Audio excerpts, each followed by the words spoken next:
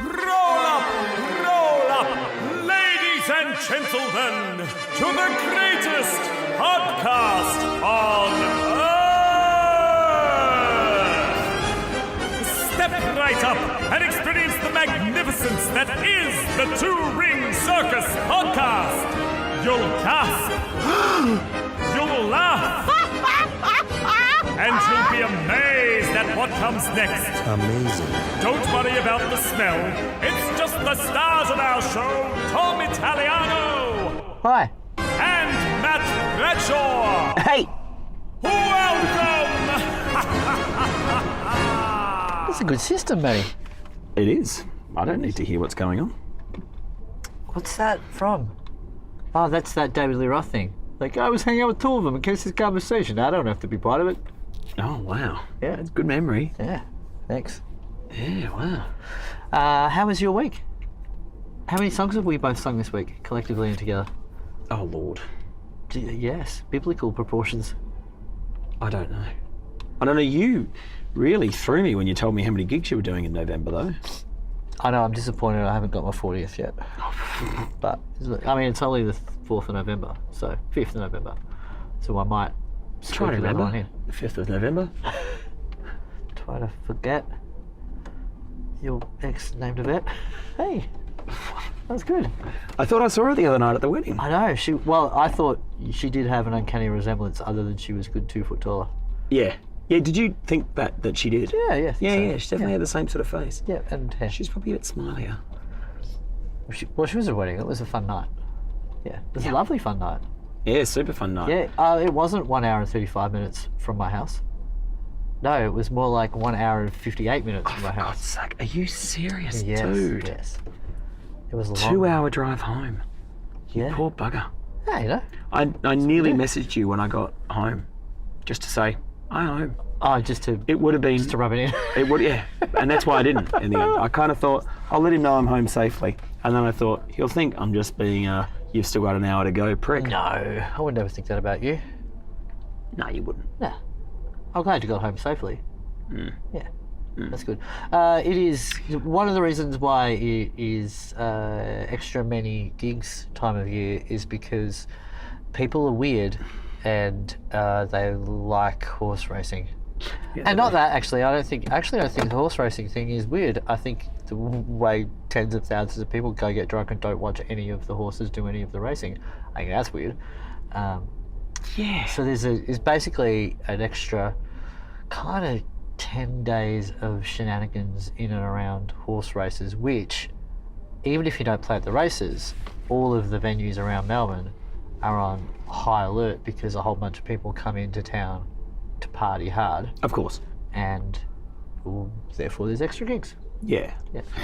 Yeah. So, gee, I've seen a lot of our compatriots in this industry posting pictures of themselves playing at Flemington and stuff. Okay. It's like, oh, I'm glad it's not us. I actually have Thursday and Saturday. Oh, do you? Yeah. Wow. Okay. Just It'll- think, if you weren't doing those horrible, poor horses gigs, then you don't have 37 this month. Just think that. Then you wouldn't be worried about getting your 40th. I would. I'd still be trying to round up. Would you really? Yeah, of course. It's like a little bit of a challenge. Clown shoes. We'll see how we go. Yeah, we will. It's lots of songs. And it's the 5th of November and I'm already hoarse. I'm already a bit hoarse. No, Yeah. no, I Might understand. have to rein it in. Come on, get them all out of your system before we have to saddle up and go and do Oh, a gig. you just beat me to it. Oh, sorry, mate. Yeah. What a mare. Wow. Yeah. What a mare. Yeah, it's a breed of nightmare. Wow. That's good. It's all right. Well, that's not the main joke of the podcast. Mate, that's good. Yeah. Yeah. You could have put it on the tail end. Oh, very good. Mate and tail gags. Oh. Yeah. I wonder if anyone will be hoofing it in there tonight. There's definitely some hoofing. Mm-hmm. Yeah. A few people who looks like Clydesdales. I'm stretching now. Oh, very good. No, well, no, not really. I got no more. No? No. No more? Yeah. Well, I got a bit. Palomino of mine? I got a bit. I thought you would... A bit more. Very That's good. good. Yeah. Unbridled horse puns. Name more. Good night. Oh, fuck me. All right. Hey, name more. Hey, I love it. Hey, we've got the other camera running right now. It does look nice. It looks better than the iPhones. Okay. Yeah. But we have to have a timer on because it only films for 29 minutes and 59 seconds, so we have to go stop and start again. But I imagine, given the time it is, that'll probably work out quite well. So professional. Look at you pulling back the curtain, you Blizzard of Oz. I'll tell you what I will do right now is on camera and on podcast, I'm going to take a photo of the setup from inside the car, which is I put the lights on the outside of the car with baking paper over the things to make it less flary. Oh. Yeah. Oh, I'll tell you what, that'd be good to make cookies and podcast at the same time. Yeah. I don't think you can do that with LED technology. Oh, I think that's part of the enjoyment. Bloody LEDs. Hey, what did you do today? I rehearsed all day with the team from Rebel, the show. Rebel, the show.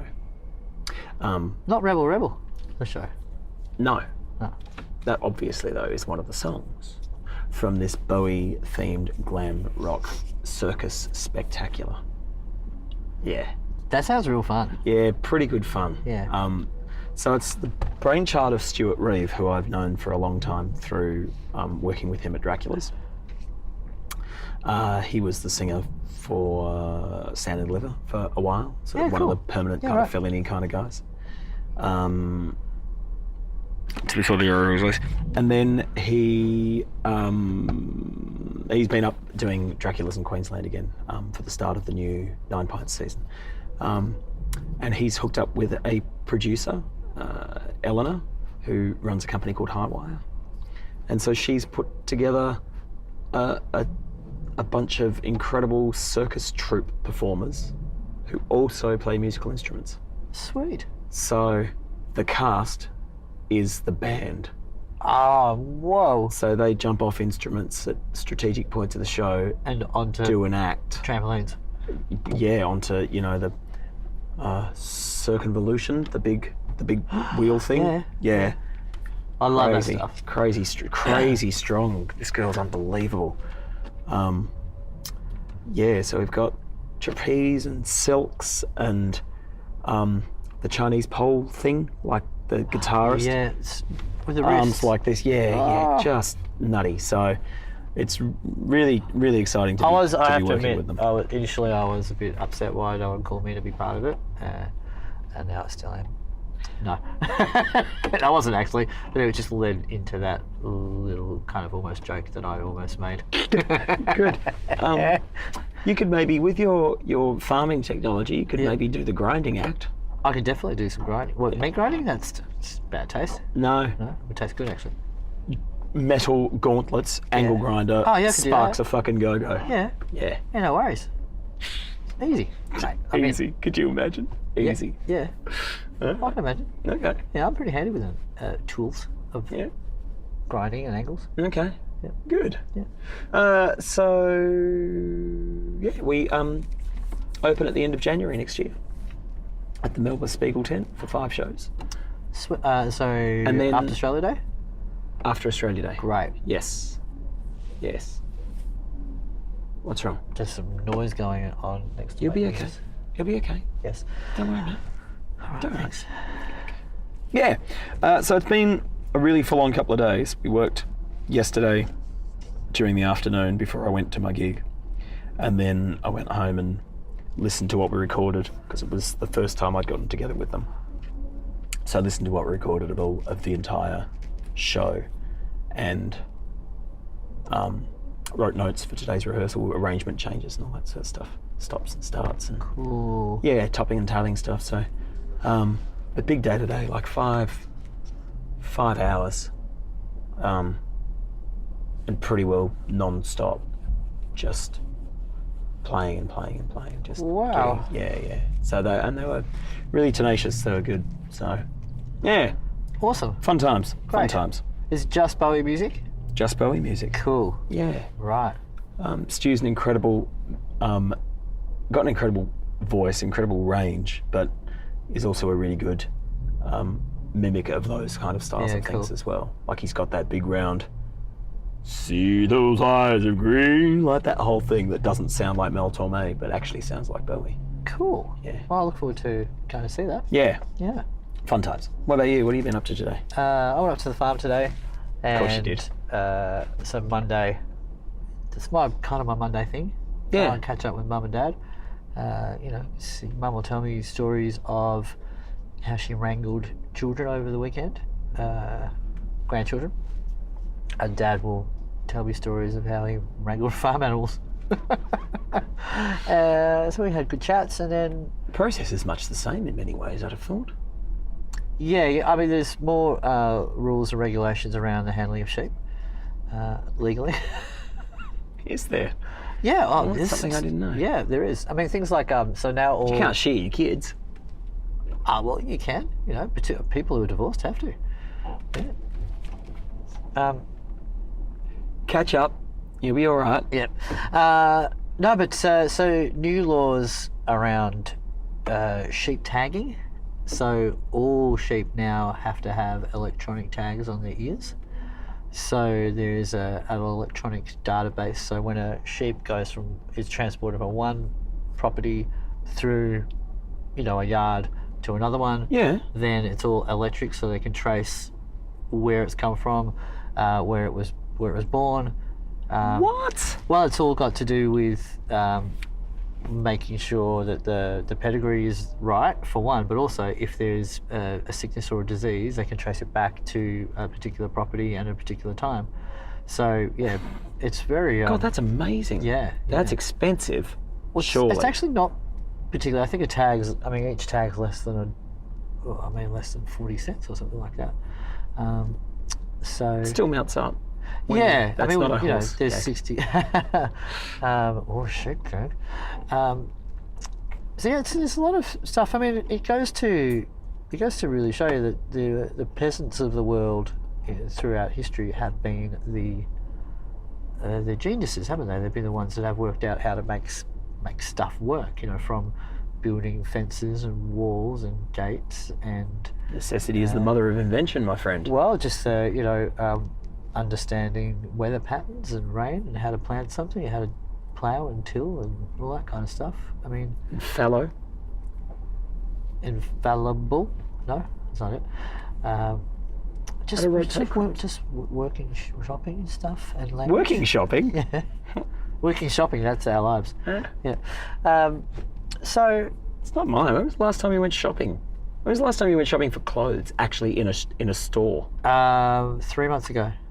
Well, that's quite precise. Yeah, I bought 2 pairs of jeans, and I remember because I just started dating Kat and I needed new jeans. Oh. No, we've got to do it. And there were all of the change rooms were full, so I just took my pants off in the middle of Maya.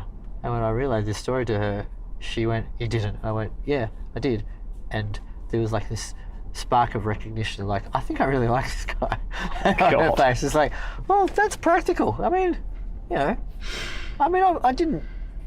wasn't in an aisle where everyone could see. I tucked myself around behind a few. I'm sure you tucked yourself around behind a few. Yeah, so that Rightfully was. so. I do need some new shirts, some new wearing to gig shirts. I do need some because there is a manager, Adam, who works at the place we're playing tonight, and he and I have the same shirt. So, quite thankfully, we've never worn it on the How same night. embarrassing. I would be. So I wore one last night, and he said, That is the sort of thing that boys really don't worry about, isn't it? "Yeah, it doesn't." But he goes, glad I didn't wear mine tonight." I said, "Well, this is dirty tonight, so you can wear yours tomorrow." Yeah, we don't worry about that shit. Not really. Yeah. Yeah, oh God, yes. You were always going to hit Yeah. that curve. Hi. Do you know what's interesting about that? Clothes? You just said that about clothes. Is if you look at a photograph from before there was colour photographs, right? Everyone was wearing dark shirts and dark suits and hats, so you couldn't tell if they were any different. There's really no way of understanding that maybe fashion was something different at some point in time, because photography and the way of the way they recorded it, just you couldn't see the subtleties of the difference. Obviously, there were different colours and all that kind of stuff, but they all just looked like they were wearing the same stuff. Like you see a photograph of like a street from the early 19th century, like everyone just looks the same. Did you prefer it that way? Well, I don't remember it. Yeah. No, but to look back at it, would you have liked it better that way? What if that was really what it was? What if they are colour photographs? What if you're actually looking at a colour photograph, but that's what the town actually looked like? Well, maybe they are colour photographs. It just you can't see all the colours because of how. Look at this colour photograph. First draft. Good. Yeah. Would I prefer it that way? I think so. Yes. Really? Good. Are you following improv rules? Just agreeing with everything and moving on? No. I just. Oh no, he's not. It's like when you ask the question of like, what period of time would you like to be born, right? And then the reality of any answer to that is now, because there's never been a better time to be alive in the history of being alive, based on. Have we done this? Yeah, but it's like you could look at a time like that and go, oh, that looks pretty simple. I would like that. Yeah, but then you'd also go, wow, it's really hard to get enough nourishment. Yeah, but the 60s, dude. I can't go past the 60s. Oh, you just like the free sex. That's exactly what I like. I'm sick of paying for it. What's the difference? We're always paying for it, mate. There was never such thing as free sex. I can guarantee you. Come on. No, I'm serious. Come on. Everything is an agreed upon exchange of some kind. Oh, good Lord. Isn't it? Nah. I think so. Nah. Yeah. Sometimes just shenanigans. Yeah, but that's still an agreement of an exchange of something, effectively, even if it's just bodily fluid. But I give that freely. And therefore, I would suggest that I don't think there's really much difference between the 60s and the nows for you. Other than the fact you wasn't born then.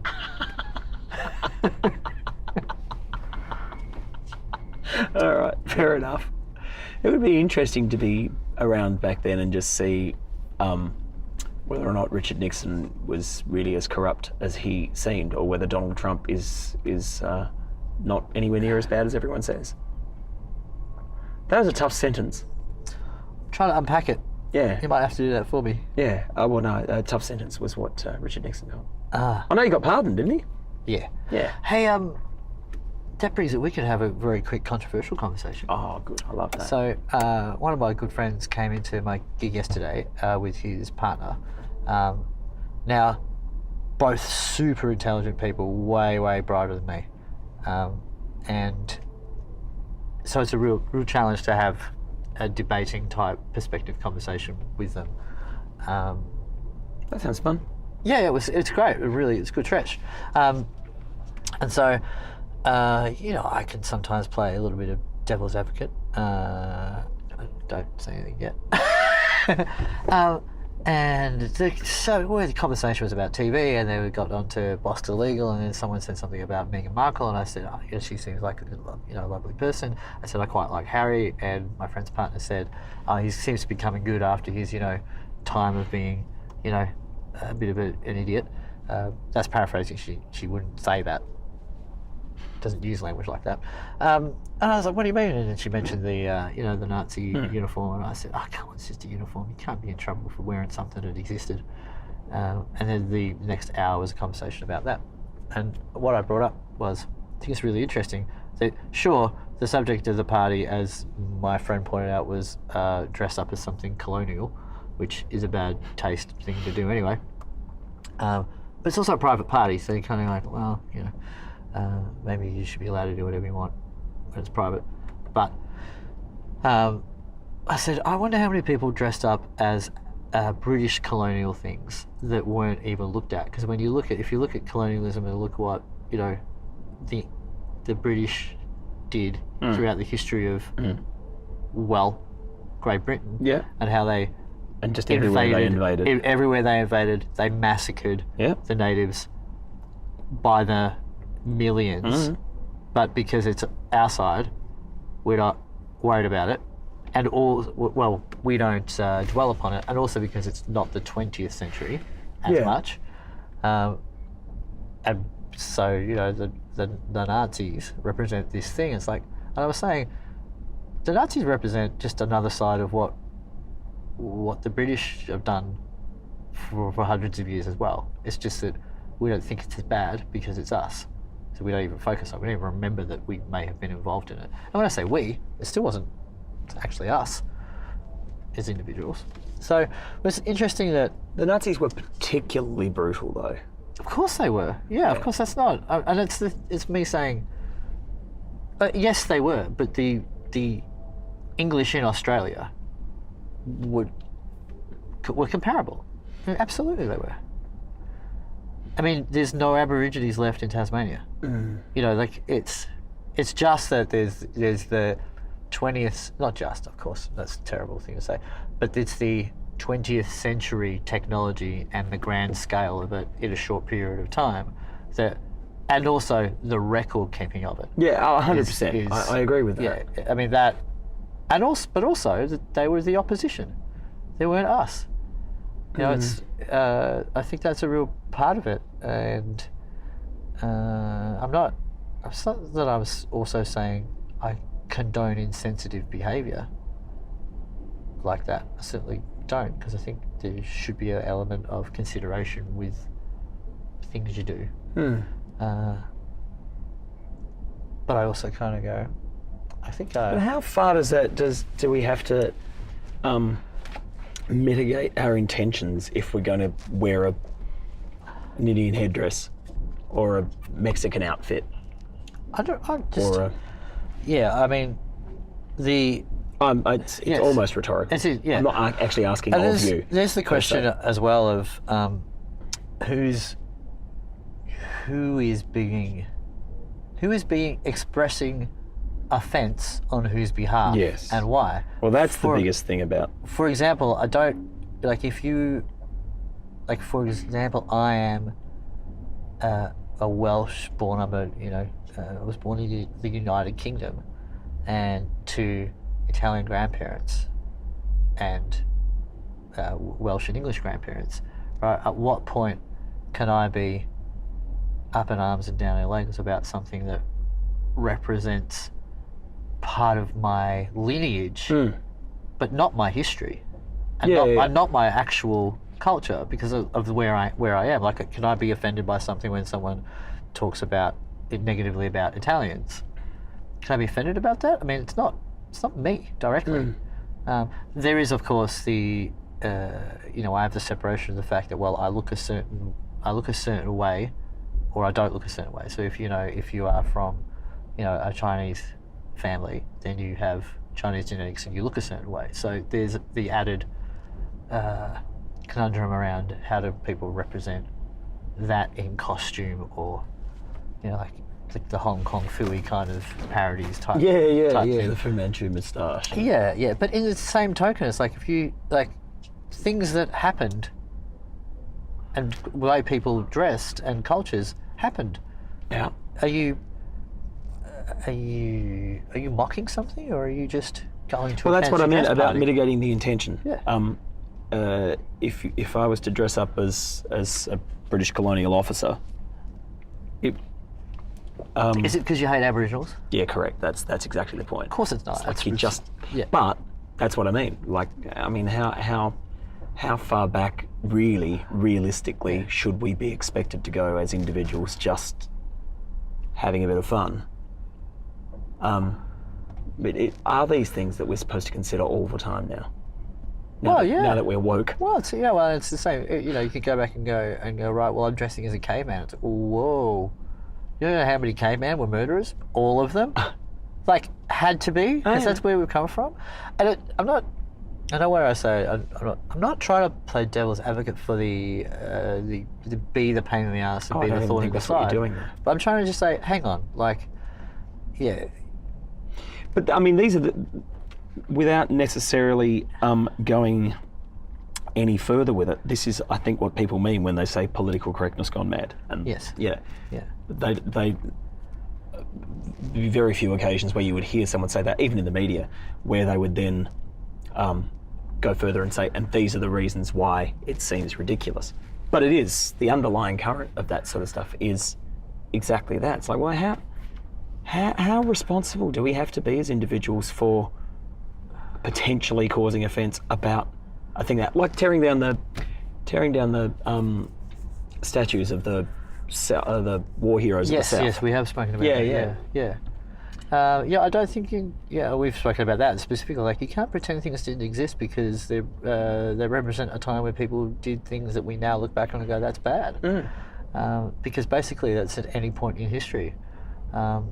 Basically you can't have religion that way because all religions have been persecutory and murderous.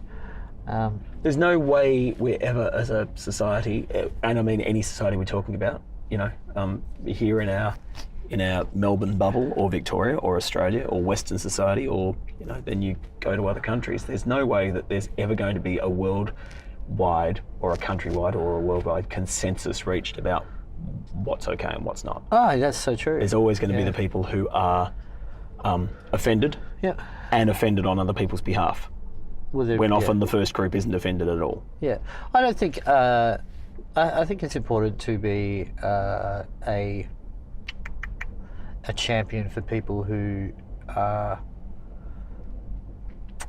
not in the same position of wealth or education standard, or what I mean. I'm not saying, but that's not necessarily. It's not necessarily taking cultural minorities or anything like that. I think there's a difference between defending someone and, because here's what I mean by that. So often the way people defend someone else or something else or a concept is to attack. And that's not the same as defending. That's not the same as sticking up for someone. It's the violent retort. Sure. It's the aggressive retort, and to say that because you say or do this one small thing, then you are this huge thing, and you are only that. And I think that's common in the what do you say? The politically correct defence, the social justice type thing is to do that, and that's. But in order to have a any sort of stable footing to know really where you stand in the world, there has to be some sort of consensus. I know I just said that we don't live in a world where you can. You can't use a Chinese accent or an Indian accent, but it's okay to use an Irish accent. Like, accents I find really interesting. Which I think that's. I mean, I haven't been in a scenario where that was a problem. No? No. Wow, I don't know what you meant by that. Well, I used to work in a bank, and half the staff were Indian, and we understood there was a difference between mocking someone and impersonating someone. Oh yeah, and okay. You know what I mean? We've talked about that too. And that's the thing. The what you say and how you say it is really important. Now, that's the other aspect of that kind of thing. Like, someone who speaks English with an accent from another culture, with the accent in English, are you making fun or are you impersonating it? But broadly speaking, you recognise that people if you are given a random cross section of people, that if you were to do an Indian accent, that people would shout you down for it. But if you did a Scottish accent, it's fine, regardless of the context. Yeah, okay. But don't you think that's true? And that's not about minorities, is it? I haven't had that experience, so I don't know. I've never witnessed anything like that. All right. Yeah. So it's entirely possible, yeah, but I've not witnessed it. And I've got to do this. Okay. Enjoy. Oh, wow. It's entirely possible, but I've not witnessed it. But also, because it's, we all live in our, as you just said, like our small bubble, it's like when I do an accent, it's to relay a story of an exchange I've had with someone. So I'm not belittling anyone. I'm trying to, I'm trying to make the storytelling more authentic and an experience for the people around me. Well, regardless of whether you've witnessed it and what your experiences are, I'm telling you that is the way it is. That if we walked on stage tonight and said, hello, someone would fucking yell at us for doing it. But that's a parody. That's picking on someone. That's different to having a... Isn't that different to... But why is that different to me walking up there, aside from the fact that I can't do a very good Irish accent? Why is it different to me doing that?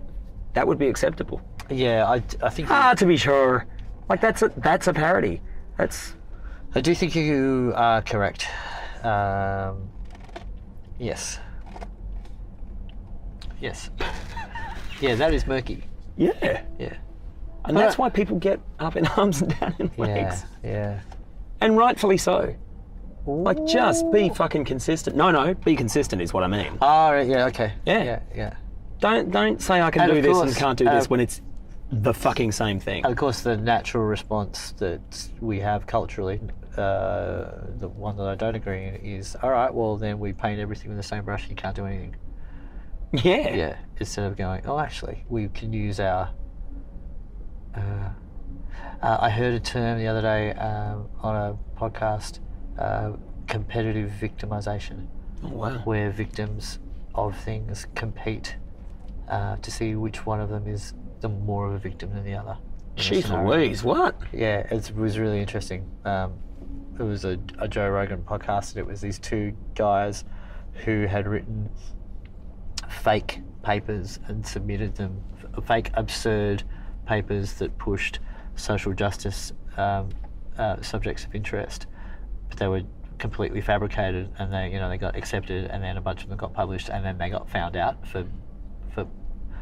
and what they wanted to do is illustrate how They wanted to take the piss. Well, they wanted to illustrate that the publishing of academic papers is now gone beyond the point of usefulness, and it is absurd, and it's definitely the domain of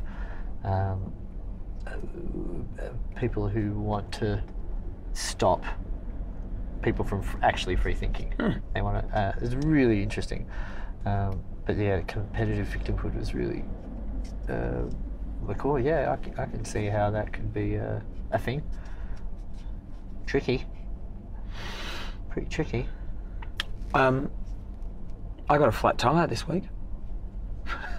Well, I've had 2 flat tyres this year. This year? Yeah. Competitive victimhood. Yeah, okay. Yeah. After my gig on Thursday. So late. So I was there late, and then I stopped at a service station because I heard it making the noise. Well, as I said, your tyres are so thin and sexy that they look flat anyway. Yeah. I tried to have a chat to them and say, you guys look really nice and like you look smooth and stuff, but it didn't lift them. Jesus Christ. Anyway. Sorry. So I tried in vain to put air in one, so then it didn't work. So I got down and I was undoing the wheel nuts, and a guy came over and said, "What are you doing?" "Changed the tyre, mate. Got a flat." "Oh, fuck it. I don't even take a spare with me anymore. Like, I travel all around Australia. Look, that's my vehicle there." He said, "I just get a can of that, like, instant leak fix stuff." "Yeah? Yeah, fuck. I'll go and get it for you." "No, mate, you don't have to get it for me." Well, come inside and we'll see if there is any there." So I went in, $22 for this can of stuff. Went out and he said, "If it doesn't work, I'll give you your money back." No, wait. No, it didn't work.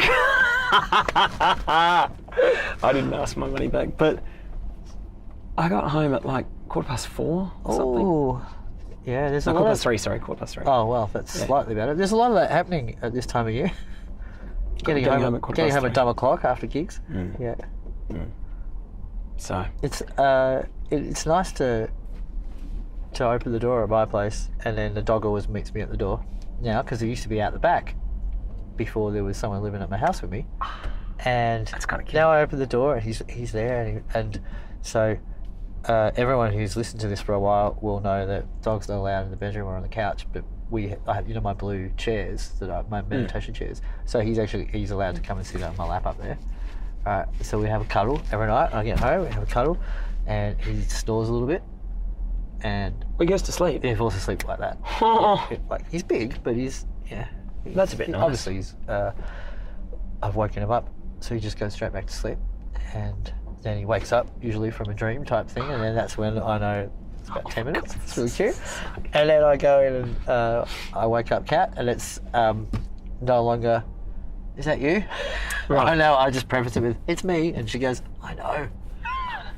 It's really cool. Yeah. It's good. Yeah. You enjoying the sensation of coming home to a person? Oh, yeah. It's lovely. It's really nice. Good. Yeah, really. It's... Fuck, I set you up there. I mean, you couldn't answer any other way, but I know you mean it. Oh, of course, yeah. No, you didn't set me up. You set up the good setup. Yeah. Yeah. Yeah, it's really very, very significant positive change in my life. It's really good. Good. Yeah. It's nice to share that with people too who say, you look good. I mean, you look tired. Clearly you're coming home late, but there's a certain other air about me that people can read, which is good. Mm. Yeah. And smell. Thanks, cat. And dog, clearly. Of course, cat and dog. It's the best. Yeah. I got a pack tomorrow to go to Queensland on Friday, so the cat's got so she can get agitated tomorrow, but then have a couple of days of car. It's like because when you pack your case, they know what's he's just going putting on, stuff don't in they? a suitcase. Yeah. But he hasn't actually gone anywhere, so it's fine. Yeah. Yeah. My dog does that. Yeah. Well, what do you mean? I know what happens here. I go to the farm for a week. Oh, he's alright with that though, isn't he? Yeah, but he loves going, but when I come home, he sticks to me like Yeah. for 3 days. Yeah. Yeah. Yeah. Yeah. I think he's still getting a little. I mean, he loves cat, like loves it, but I think he's still a little bit like, what's going on? Like, I'm not sure. Yeah, okay. What this dynamic is. Yeah. I brought out my cat's old automatic feeder to give to a friend of mine the other day. She recognised it. She hasn't had it for 18 months. Yeah. But bright yellow thing, plastic thing about this big. Brought it out of the back room and she was like, Ooh. yeah, hilarious. Really funny. They're funny. I love them. Yeah, Good I just animals. 16, Scritchy turned this month. That's amazing. Mm. My maths doesn't even go that far. My times tables. Weirdly, not to be morbid, but I did have a moment yesterday when I guess maybe because I'd been thinking about the fact that I'd arbitrarily decided how old she was. I mean, I know how old she is, but arbitrarily decided when her birthday was because no one really knows, do we? No. So Farm cats, you don't know. I figured 1st of November, that'll do. She must have been about 5 or 6 weeks old when I met her. Yeah. Christmas time. 6, 7 weeks old. What are you doing for Christmas Day? During the day? I'll probably be with my girls. Yeah, cool. Yeah. Good. I haven't spoken to them about it because, geez, I'm a really in the moment guy. I've come to realise this, particularly with with close thought about you and your plans and everything you've achieved in the last sort of couple of years with your EP, but planning the next one and writing the songs and having the studio booked, but not actually having written the songs yet and all that sort of stuff. Like you're very much a goal setting, kind of this is what I need to work towards in order to actually achieve anything. And I really do just do what's in front of me. Yeah. To my detriment a lot of the time because it gets to the day after I should have done something and I curse myself for the fact that with just a tiny bit of fuck me dude, just plan, that I could have done that thing a lot better. I could have been, and it's mainly about actually keeping in contact with people and just being a bit more with. Sure. Yeah. I get it. Yeah. Well, if they've already planned something and you're not allowed to be involved, you can come to Christmas at our place. Thanks, man. Thanks. Because I've only got one Christmas night. Okay, cool. Yeah, I have the whole day off. It's our family Christmas Day, so Yeah. that happens every second year. We do Christmas on Christmas Day. Is it every second year? Yeah, right. Well, it's every second year I go home to Adelaide. Yes. Yeah, that does make sense. So obviously last year I gigged because it was, and then we had Boxing Day was our Christmas. Yeah, okay. Yeah, right. Yeah, it'll be, I mean, Christmas is just, to me, it is just another day. I get that it means significant things to other people. Yeah, of like course. it means a lot to my mum and all that sort of stuff, and particularly as she gets older. She does like it when I'm there, but it will be a really lucrative Christmas New Year period this year, so I couldn't. Yeah. I'm glad I I'm actually decided to not stay. busy at all in December. No. No. So it turns out that my thousands of gigs in November means that I'm actually got most of December off at the moment.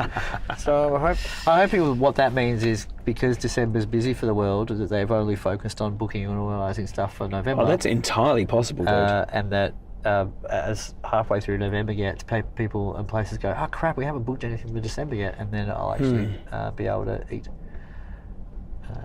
You'll be okay. Yeah. So we'll see. Yeah. To be fair, I've eaten. To be fair. Oh, careful. I've eaten a lot more than my previous 4 months.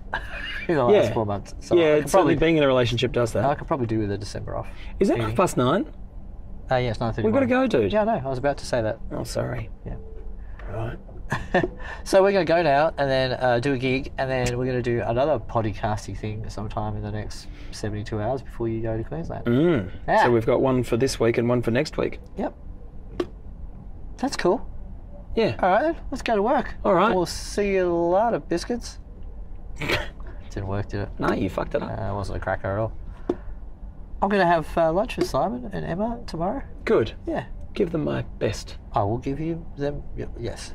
Far out. Give them 6 of the best from me. My brain is not good. No. Yes, it's not good. I'm allowed to speak like that because of my lineage, you know? You see? Yeah, see? Yeah. Far out. Oh, no. Nothing wrong with being racy. If you need us, we'll be at Jackpot last night, if you're watching it on Thursday. Oh, God, stop it. Hang on. No, I know. I'm still 3 days out. God, it's only Monday. Hard work. Fuck. Bye. See ya. It's good. Oh, no, that's your